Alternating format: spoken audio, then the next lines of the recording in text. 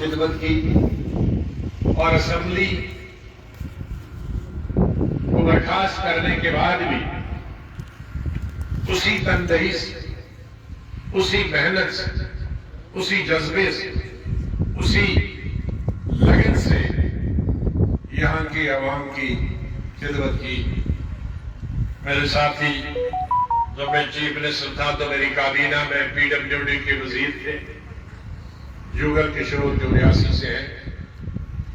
इसी तरह से मेरे दूसरे साथी जो टनल के उस पार, जिनकी कॉन्स्टिट्यूंसी है गुड़गांव से, वो भी बहुत मेहनत करते हैं। इसी तरह से जैसे प्रकाश साहब यहाँ कर रहे हैं, मोहम्मद अमीन भट्ट साहब यहाँ मौजूद है, अशोक कुमार जी जो रामबन से हमारे MLA थे कांग्रेस के, डिस्ट्रिक्ट कांग्रेस कमेटी के बहुत ही मकबूल और मशहूर सदर है फारूक अहमद खटोच साहब, सीनियर लीडर है यहाँ के और PCC में है इम्तियाज अहमद खांडे साहब, बशीर अहमद नाइक साहब BDC के मेंबर,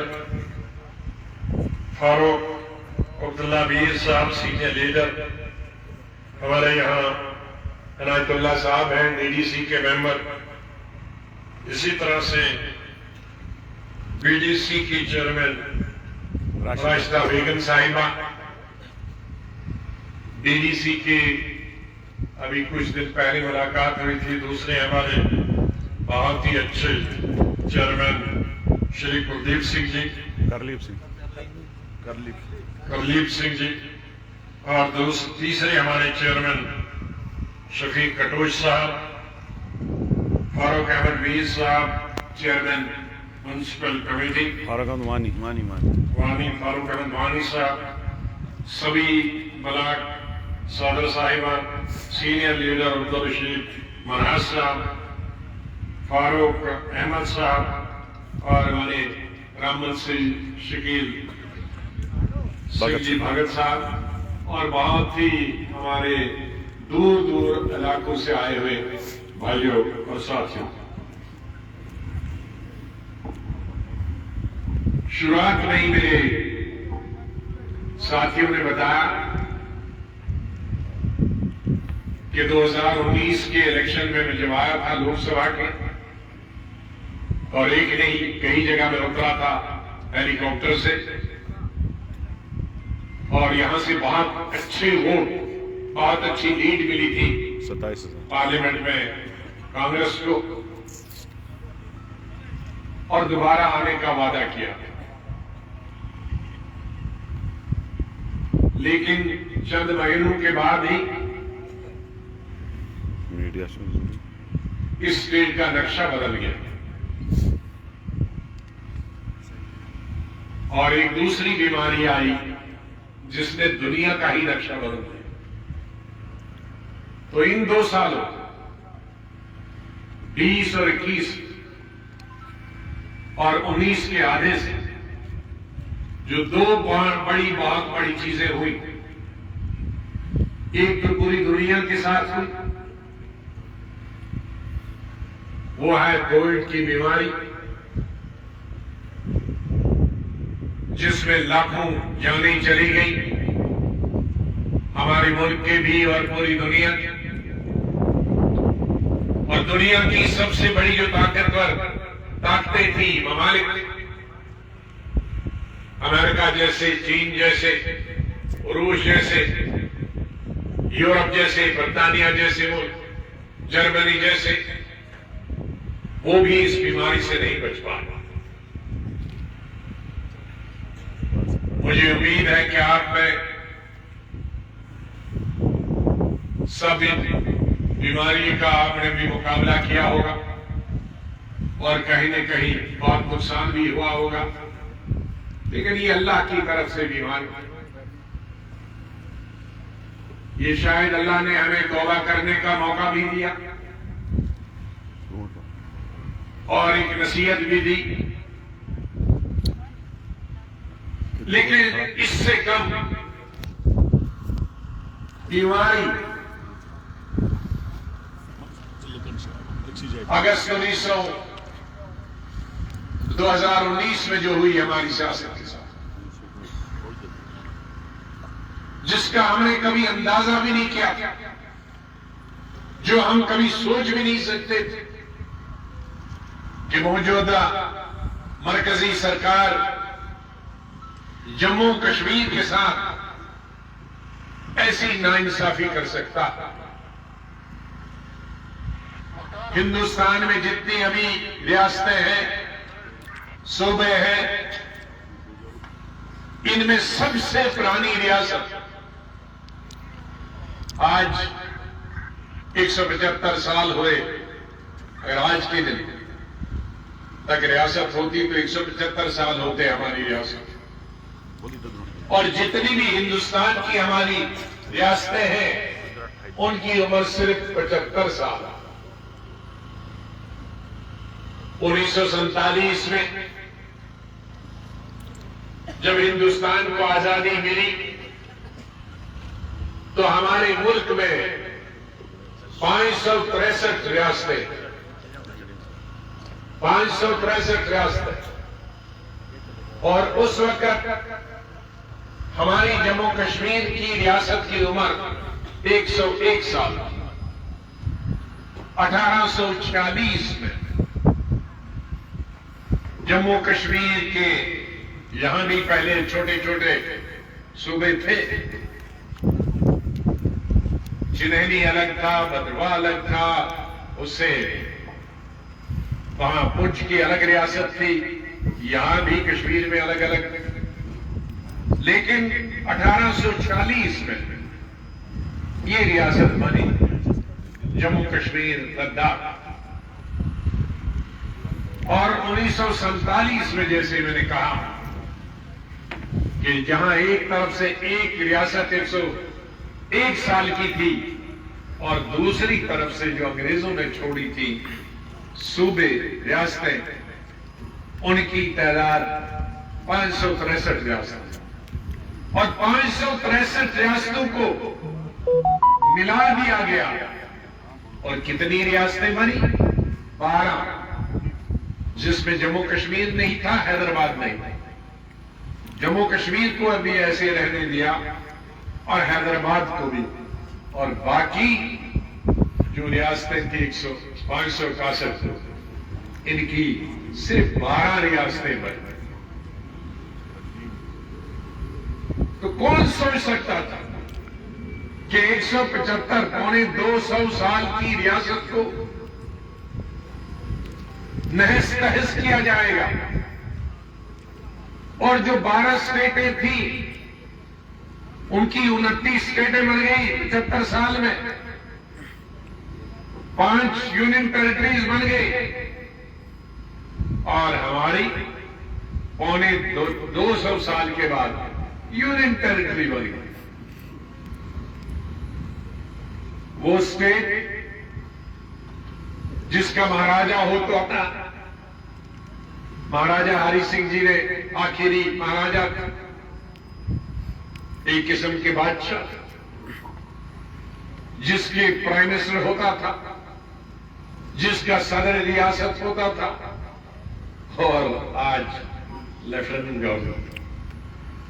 ये कभी हम कोई लेफ्टिनेंट गवर्नर के खिलाफ नहीं, लेकिन उस पोजीशन के खिलाफ है कि कहां बादशाह से इसको कहां पहुंचाया। ये इसमें हिंदू और मुसलमान का सवाल नहीं, इसमें जम्मू और कश्मीर का सवाल नहीं, क्योंकि ये स्टेट सबकी थी। इसकी अगर इज्जत थी दुनिया में, तो इस स्टेट की हिंदू की इज्जत थी, मुसलमान की इज्जत थी, वो पहाड़ी की इज्जत थी, वो गुजर की इज्जत थी, वो बकरवाल की इज्जत थी, वो राजपूत की थी, ब्राह्मण की थी, या किसी भी तबके का रहने वाला।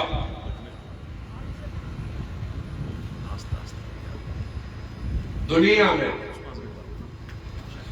तकरीबन 225 के करीब ममालिक हैं, छोटे बड़े जजीरे मिलाकर। लेकिन इन 225 मुल्कों में अगर आप दुनिया के किसी भी राष्ट्रपति से पूछें, किसी भी प्राइम मिनिस्टर से पूछे दुनिया के, या किसी भी आदमी से पूछे दुनिया के कि तुम अमेरिका के किसी स्टेट का नाम बताओगे, शायद एक आध नाम आएगा। हिंदुस्तान का किसी 2-4 स्टेटों का नाम बताओ तो शायद दिल्ली को छोड़कर पहला नाम होगा कश्मीर का नाम। तो ये स्टेट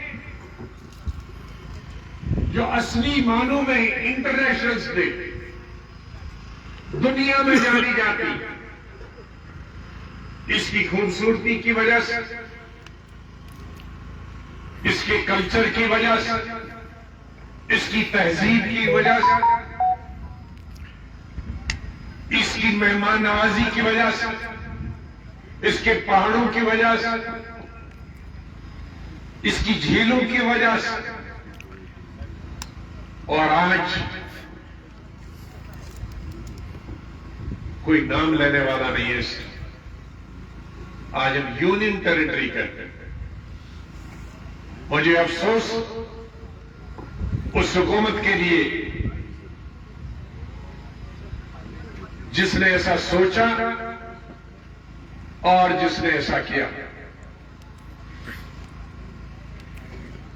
हमें मरकज की तरफ से कुछ इमदाद मिलती थी, जम्मू कश्मीर के लोगों को मैं उससे इनकार नहीं कर सकता, लेकिन सबसे बड़ी इमदाद हमको ऊपर वाले से मिलती थी। अगर यहां टूरिज्म था, उसके लिए कोई भी सरकार क्रेडिट नहीं ले सकती है, न कांग्रेस की न बीजेपी की। वो अल्लाह ताला ने दिया था। अगर यहां फ्रूट था, वो भी अल्लाह ताला ने दिया। अगर हैंडीक्राफ्ट था, तो यहां के लोगों की अपनी मेहनत थी। यही फॉरेस्ट था, वो भी ऊपर वाले ने, पहाड़ दिया वो भी ऊपर वाले ने दिया। तो झरने आ गया ना पानी, झीलों में भी हो जाता। तो इसलिए 3/4 जो हमारी मदद होती थी, जो सरकारें देती हैं, वो ऊपर वाले की थी। कहीं 1/4 हमें सरकार से मिलता था, वो भी तहस हो गया इस यूटी के बनाने से। जेलों में हजारों लोगों को रख दिया गया, नजरबंद हजारों लोगों को रख दिया गया। हमारी इक्तिसादी हालत जो शायद 1947 में थी, वैसी हो गई है। हमारे तामीरी काम तमाम रुक गए हैं। हमारे जितने भी तामीरी काम है, आज वो सिर्फ टेलीविजन में दिखाई देते हैं। और टेलीविजन तो सिर्फ हवा में होता है। और टेलीविजन आप देखेंगे, उसमें टेलीविजन के पीछे तो कुछ होता नहीं है, सिर्फ दिखाई देता है शक्ल। तो वाकई उसी तरह से जैसे टेलीविजन के पीछे आपको आदमी नहीं दिखता है, हवा में ही टेलीविजन में आदमी दिखता है, वैसे भी ये तामीर इस सरकार की वैसी है कि जमीन में नहीं है, सिर्फ टेलीविजन में हवा में देखोगे। पीछे न सड़क होगी, न स्कूल होगा, न बिल्डिंग होगी, न तामीर होगी। हमारे वक्त में जो होता था वो जमीन पे होता था, वो दिखता था। स्कूल अगर है तो बना, अस्पताल अगर है तो बना है, सड़क अगर है तो बनी है, रेलवे स्टेशन तो बने हैं। मेरे साथियों ने बताया कि जो आज क्रेडिट देते इस मानहाल की रेलवे टनल की और सड़क वाले टनल की इत्तेफाक से, दोनों के संग बुनियाद में मैं था मरकजी को। और बहरहाल ये जो चिरहनी के टनल में तो मैं 2004 का, ये 2000 ये इलेक्शन का नहीं, इलेक्शन जब लोकसभा का 2014 में इजाजत उनको अभी जाने की थी नहीं, लेकिन मैं मिनिस्टर था तो मैं उसी रास्ते से अंदर जाता आता था, सिर्फ इनॉग्रेशन नहीं किया। तो ये सब पुरानी, आज कोई नई चीज नहीं देखती। हाँ, टेलीविजन में मैं भी सुनता हूं, बहुत चीजें नई हैं। तो मेरे कहने का मकसद कि बहुत हो गया, अब हमने सुन लिया। 7 साल से हम देख रहे हैं, जिस वक्त स्टेट के 2 हिस्से किए गए थे, उस वक्त हमें बनाया गया, हमें दिन में ही तारे दिखाए गए थे कि यूटी बनेगी, यहां सड़कों का जाल होगा, यहां इंडस्ट्रीज का जाल होगा। मैंने इसी फरवरी में कहा था कि नई इंडस्ट्री तो कोई आई नहीं, लेकिन जम्मू में ये पार्लियामेंट में मैंने बताया और किसी ने उसको कंट्राडिक्ट नहीं किया। मैं कहा 13,000 इंडस्ट्री थी कठुआ, सांबा और जम्मू में, और उसमें से 7,500 तो बंद हो गई है 2 साल। अब ये बंद करने के लिए आप आए थे कि नई बनाने के लिए आए? और कश्मीर की तो बिल्कुल शायद सभी बंद, तो सब उल्टा हो गया। जिस बहाने जो बहाना किया गया था कि नौजवानों को रोजगार मिलेगा, बेकारी हटेगी, मजदूर को मजदूरी मिलेगी, अस्पताल नए खुलेंगे, कॉलेज नए खुलेंगे, कहां है वो कॉलेज, कहां है उनकी बिल्डिंगें, कहां अस्पतालों की बिल्डिंगें? जो हमने छोड़ी थी वही बनी है, जो मैंने मंजूर की थी वो भी आप पूरे मुकम्मल नहीं कर पा रहे हो। आज जगह जगह देखो, श्रीनगर में या जम्मू में हड़तालें हैं, निकाल दिए गए। जो पुराने लगे थे सरकारों ने, उनको निकाल दिया गया। आज वो रहबर स्पोर्ट्स बेचारे दिल्ली तक पहुंचते हैं। मेरे वक्त में रहबर ज़राअत आए थे तो हमने दूसरे दिन ही ऑर्डर निकाला था, लेकिन आज रहबर खेल है।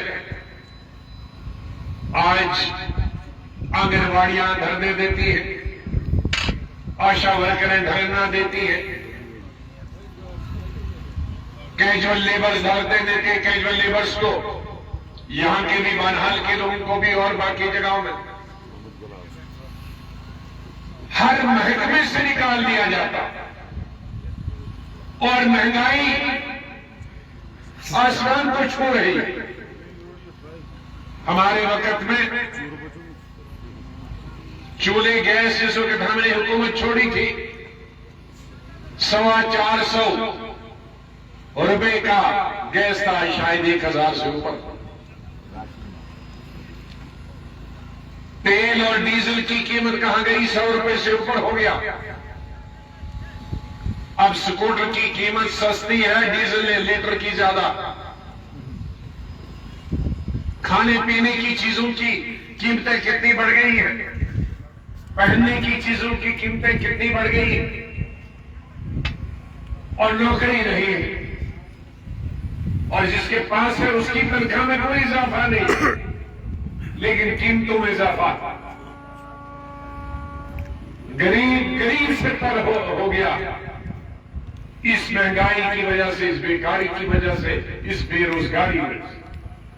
और 2 किस्म की बेकारी, पढ़े लिखे नौजवानों की बेकारी है, और जो कम पढ़े लिखे हैं या बिल्कुल ही नहीं पढ़े लिखे हैं, जो बिल्डिंगों में जब बनती थी तो उनमें काम करते थे, मेरे वक्त में तो डबल शिफ्ट और ट्रिपल शिफ्ट में मजदूर काम करते थे। आज जो एक शिफ्ट में काम करने के लिए उनके पास काम नहीं। हमारे वक्त में हम 24 घंटे काम लेते थे। 8 घंटे तुम करो, जिनके पास नहीं है वो दूसरे 8 घंटे करो, जो फिर भी बच गए वो तीसरे 8 घंटे करो। लेकिन आज मजदूर कहता हमें 8 घंटे के लिए तो काम दे दो। इस महंगाई के वक्त में हम अपने बीवी बच्चों को कहां से खिलाएंगे? इसलिए ये रियासत तब्दीली चाहता है। और इस वक्त मैं आपसे गुजारिश करता, बहुत कोशिश की जाएगी हिंदू और मुसलमानों को बांटने के लिए, कश्मीर और जम्मू को बांटने के लिए, गुज्जर और पहाड़ी को बांटने के लिए, शेड्यूल ट्राइब और शेड्यूल कास्ट को बांटने के लिए, ऊंची जात वाले और दूसरी जातों के बीच में बांटने के लिए कई किस्म के लालच दिए जाएंगे। तिजारत के लालच दी जाएगी, बिजनेस के, प्रमोशन के, पैसों की। लेकिन 5 अगस्त उन्हीं की तरह फिर पछताओगे। इसलिए मेरी गुजारिश है, उन घोड़ों को इस्तेमाल कीजिए जो तूफान में भी दरिया पार कर सके, जो आजमाए हुए हैं।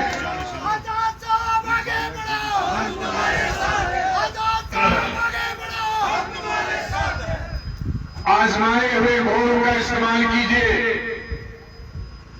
ऐसे लोगों का इस्तेमाल नहीं करेंगे कि जो तालाब में ही, छोटे से तालाब में ही खुद भी डूबेंगे और आपको भी डुबा देंगे। हिम्मत की जरूरत है, इकट्ठे होने की जरूरत है। हम सब हिंदू मुसलमान इस पूरे हिंदुस्तान के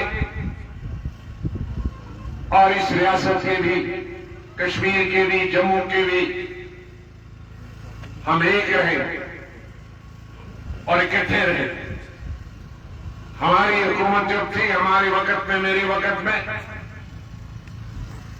मैं पहली मीटिंगों में मैंने कश्मीर में भी बताया था, जम्मू में भी बताया था कि मेरी काबीना में अगर कोई वजीर ऐसा होगा जो धर्म की बुनियाद पे, मजहब की बुनियाद पे इंसाफ बांटेगा, वो मेरी काबीना में रहने के काबिल नहीं है।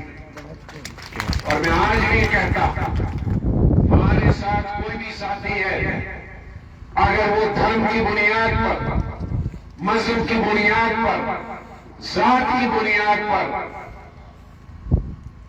इंसाफ कर देता है, तो वो सियासत के काबिल नहीं है। उसको मंदिर मस्जिद में अपनी पॉलिटिक्स करनी चाहिए। जो चुना हुआ नुमाइंदा हमारा भाई, उसको लिए सामने उसके सब वोटर एक जैसे है, चाहे वो किसी भी जात के, किसी भी मजहब के। बीडीसी और डीडीसी नए बने हैं, इनकी चर्चा तो बहुत पार्लियामेंट में भी होती है, पूरे हिंदुस्तान में होती है,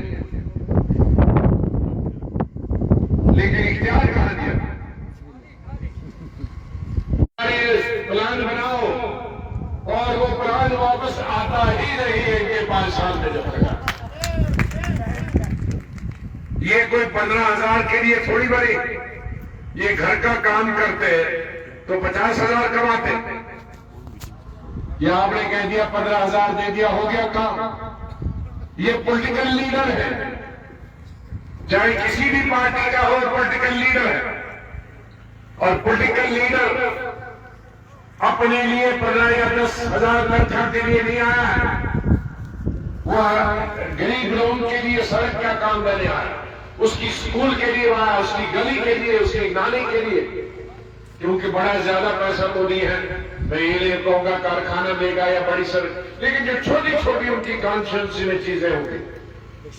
लेकिन मैं भी 1-1.5 साल से जब जम्मू आता हूं, श्रीनगर आता, हर डीडीसी मेंबर चाहे वो किसी भी पार्टी का हो, हर डीडीसी मेंबर जो किसी भी पार्टी का हो, वो हमसे यही कहता कि साहब प्लान तो साल भर से ले लिया है लेकिन वो वापस नहीं आया। इसलिए मैं हुकूमत से दरखास्त करूंगा कि एडवर्टीजमेंट कम है, इश्तेहारात कम ने, और हवा से जरा जमीन पे आ जाए और नजदीक से लोगों को देखें और उनकी मुश्किलात हल करें। मुझे पूरा यकीन है और अल्लाह से यही दुआ करता हूं कि कोविड दोबारा ना आए, लेकिन दिल्ली वगैरह में थोड़ा थोड़ा आ गया है। मैं देख रहा हूं कि यहाँ लोग बहुत कम, ये जम्मू कश्मीर में बहुत कम मास्क पहनते हैं। ये खुदा के लिए ये मास्क पहना करिए, अपनी सेहत का ख्याल रखें, अपनी परिवार का सेहत का भी ख्याल रखें, पूरे सूबे की और मुल्क की सेहत का भी ख्याल रखें। जब हम जिंदा होंगे तभी हम सियासत भी कर पाए और एक नई तब्दीली के लिए तैयार हो जाइए। आप सबका बहुत बहुत शुक्रिया।